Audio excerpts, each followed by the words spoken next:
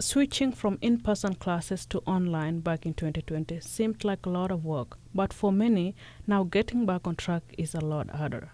There's also one issue that really stands out: cheating. There's a real problem with the academic integrity.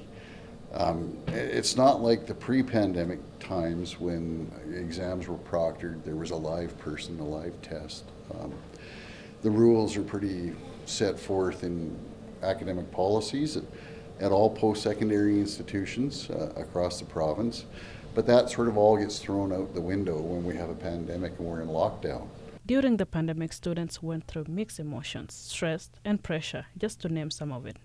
Students had access to computers during their exam, which made it easier to look up exams answers, but in some state courses, it's just not possible to do something like that. I don't think cheating is as rampant as people think it is. I think it's kind of, when we went online in the first beginning quarter, I think they were more like, people were more like, oh, everyone's just going to cheat, everyone can just have their books out and do all that kind of stuff, but there's precautions in place that you can't actually do that, and I find that's a lot helpful because I find it keeps the academic integrity. Statistics may prove all clear wrong. During the pandemic, students' grade increased 38% over previous years.